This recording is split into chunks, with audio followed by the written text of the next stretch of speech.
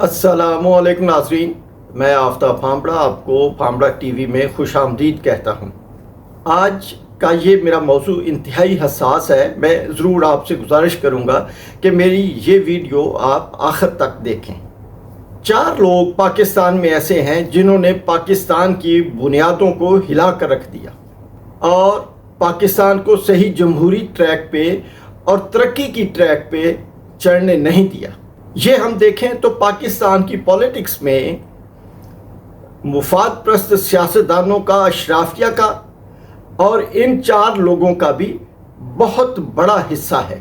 1947 से लेकर 1956 तक पाकिस्तान के पॉलिटिशियंस ने कोई अच्छा रोल अदा नहीं किया, बल्कि उन्होंने पाकिस्तान में किसी न किसी तरीके से इलेक्शन के इनाकात को रोका और इसके नतीजे में पाकिस्तान का बहुत बड़ा नुकसान हुआ और आए रोज़ पाकिस्तान के वज़राए आज़म बदलते रहे। और असेंबली कौन सी थी जो पाकिस्तान बनने से पहले बनी गई, इलेक्ट हुई थी, तो उनका तो मैंडेट ही नहीं था। एक तो ये बात है। अब उसके बाद इस चीज़ को वजह बना के जनरल अयूब खान ने पाकिस्तान में मार्शल लॉ नाफिज किया। पहले तो सवाल यह है कि उन्हें यह किसने इख्तियार दिया था कि वो पाकिस्तान में मार्शल लॉ नाफिज करते और अपनी ख्वाहिशात और मर्जी के मुताबिक पाकिस्तान को चलाते। उनको ना आईन, ना कानून, ना अखलाकियात, किसी चीज़ ने ये इख्तियार नहीं दिया था, लेकिन उन्होंने पाकिस्तान में मार्शल लॉ नाफिज किया और अपनी ख्वाहिश के मुताबिक 1969 तक पाकिस्तान को उन्होंने चलाया। फिर उनके ख़िलाफ़ उनके वज़ीर ख़ारजा ने एक मूवमेंट चलाई और वज़ीर ख़ारजा का नाम ज़ुल्फ़िकार अली भुट्टो था। उन्होंने एक बड़ी पॉपुलर मूवमेंट उनके ख़िलाफ़ चलाई जो कामयाब हो गई, लेकिन उस कामयाबी के नतीजे में जो उस वक्त के सदर अयूब खान थे, उन्हें इख्तियार और इक़्तिदार कौमी असम्बली के स्पीकर को देना चाहिए था। उन्होंने जाते हुए भी पाकिस्तान में वो इख्तियार और इक़्तिदार कौमी असम्बली के स्पीकर को देने की बजाय आर्मी चीफ जनरल जो थे उस वक्त याह्या खान, उन्हें सौंप दिया। अब याह्या खान पाकिस्तान के अक्ले कुल बन गए और उनकी मुख्तलिफ दास्तानें चौधरी सरदार मोहम्मद की किताब में और दूसरी किताबों में मौजूद है। यहाँ पे जिक्र करना कोई इतना अच्छा नहीं लगता कि वो जनरल साहब करते क्या थे। वो शराब के और औरतों के रसिया थे। उन्होंने पाकिस्तान को 2 लख्त कर दिया, वो इसके ज़िम्मेदार हैं और उनके साथ एक टोला था जो इस चीज़ का ज़िम्मेदार है। इसके बाद ज़ुल्फ़िकार अली भुट्टो प्राइम मिनिस्टर बन गए, पाकिस्तान को एक आइन दिया। इन्हीं पॉलिटिशियंस में ने एक बहुत बड़ा बुनियादी काम किया जो 1947 से लेके अभी तक नहीं दिया जा सका था। इन पॉलिटिशियंस ने पाकिस्तान को एक मुत्तफ़िक़ा आइन दिया। इस आइन के तहत पाकिस्तान चलने लगा। जब भुट्टो ने 76 में इंतखाबात करवाए, उन इंतखाबात में एक और जनरल ज़ियाउल हक, उनको मौका मिला का और उन्होंने अपने इक़्तिदार को मज़ीद तूल देने के लिए उन्होंने इक़्तिदार के ऊपर कब्ज़ा कर लिया। उनके पास 2 इक़्तिदार थे। एक इक़्तिदार उनके पास बतौर आर्मी चीफ था और एक इक़्तिदार उन्होंने मुल्क के ऊपर कब्ज़ा करके कर लिया। मुझे नहीं लगता कि जनरल ज़ियाउल हक ने कोई जंग लड़ी हो और उसमें भी कोई फतूहात हासिल की हों, लेकिन उन्होंने पाकिस्तान के आइन को ख़त्म तो नहीं किया, लेकिन मुअत्तल कर दिया और जिस पे तमाम हुकूक अवामी जो है वो मुअत्तल हो गए। और उन्होंने 11 साल इस्लाम के नाम पर पाकिस्तान पे बिला शिरकत गैर हुकूमत की। इस हुकूमत ने पाकिस्तान को क्लाशनकोफ का कल्चर दिया और हेरन का कल्चर दिया। ये उनकी खिदमत थी। अब उनसे कोई पूछने वाला पूछे कि भाई साहब आप इक़्तिदार में क्यों आए थे?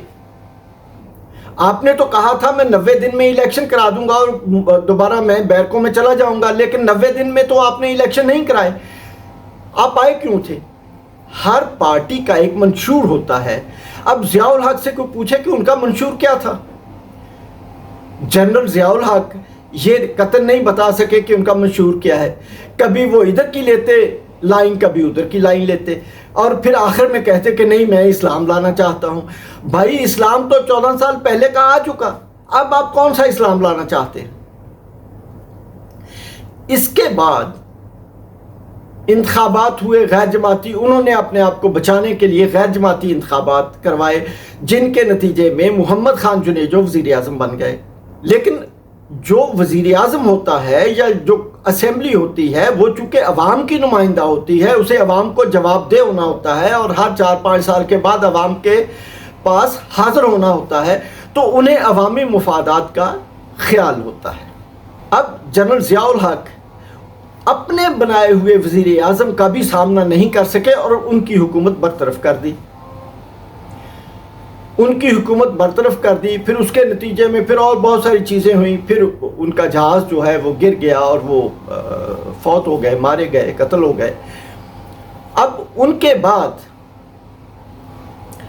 انتخابات ہوئے جس کے نتیجے میں بے نظیر پرائم منسٹر بنی. پھر اس میں میں ڈیٹیل میں نہیں جاؤں گا، ان کی حکومت کو بھی ختم کیا گیا. پھر وہ نواز شریف صاحب وہ بنے وزیر اعظم، ان کی حکومت کو بھی ختم کر دیا گیا. بلکہ 1999 میں محمد Nawaz Sharif elected prime minister تھے تو ان کی گورنمنٹ ایک اور جنرل پرویز مشرف نے ختم کر دی. ان سے بندہ پوچھے کہ آپ کو بھی کس نے اختیار دیا تھا حکومت ختم کرنے کا؟ انہوں نے کیوں حکومت ختم کی؟ اور وہ ملک کے اوپر قابض ہو گئے، حالانکہ وہ ڈسمس ہو چکے تھے. یعنی اس وقت کے پرائم منسٹر نے ان کی جگہ پہ ایک اور جنرل بٹ صاحب تھے، اس کو کراؤن لگا دیے. اب یہ اختیار پرائم منسٹر کا تھا کہ وہ کس کو ہٹاتا ہے اور کس کو بناتا ہے، چونکہ اس پرائم منسٹر نے عوام کے پاس جانا ہے اور اسے پتا ہے کہ ملک کی مفاد کس میں ہے. میں یہ نہیں کہتا کہ سیاستدانوں سے غلطیاں نہیں ہوئی، بے شمار غلطیاں ہوئی. نواز شریف نے بھی بے شمار غلطیاں کی، لیکن وہ ان غلطیوں کا خمیازہ آئندہ الیکشن میں بھگتتا.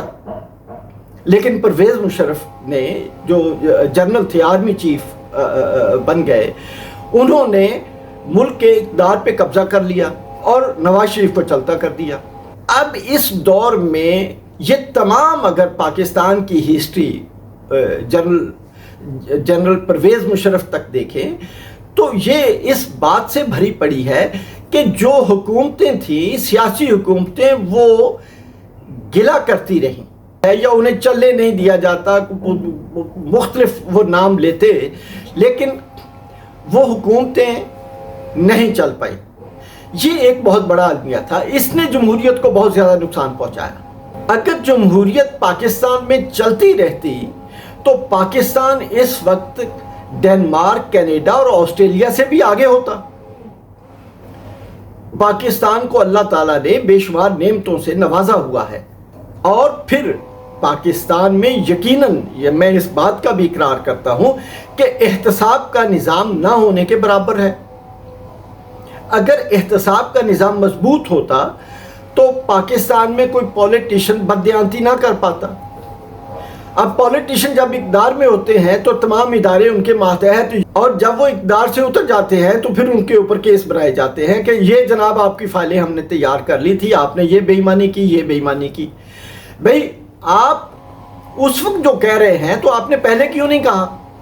آپ ان کے ہوتے ہوئے ان کو کہیں کہ یہاں پہ بددیانتی ہو رہی ہے تاکہ وہاں بددیانتی ہو نہ سکے اور قومی دولت کا ضیاع نہ ہو سکے.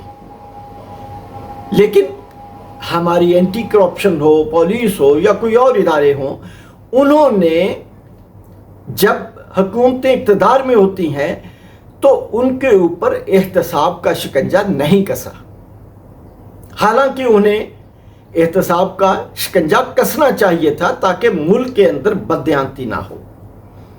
اور پھر اسی طرح عدالتوں کا نظام جو تھا، انصاف کا نظام جو تھا، وہ پاکستان کے اور دنیا میں کئی ممالک کے، بہت سارے ممالک کے انصاف کے نظاموں کے مطابق نہیں تھا. اسلام کہتا ہے کہ انصاف سپیڈی ہونا چاہیے، جبکہ ہمارے نظام میں 30 40 سال کیس چلتے رہے اور ان کے فیصلے نہیں ہوئے۔ تو یہ انصاف کے نظام کو بھی، ہمارے ججز کو بھی اس کے اوپر سوچنا چاہیے تھا کہ کیا ہم اتنی بڑی بڑی تنخواہیں اور اتنی بڑی بڑی مراد لے کے عوام کو انصاف دے پا رہے ہیں؟ اگر ہم ان کو انصاف نہیں دے پا رہے تو ہمیں بطور جج بھی کام کرنے کا اختیار نہیں ہے۔ اس کے ساتھ ہی میں اجازت چاہوں گا۔ اللہ حافظ۔ پاکستان زندہ باد۔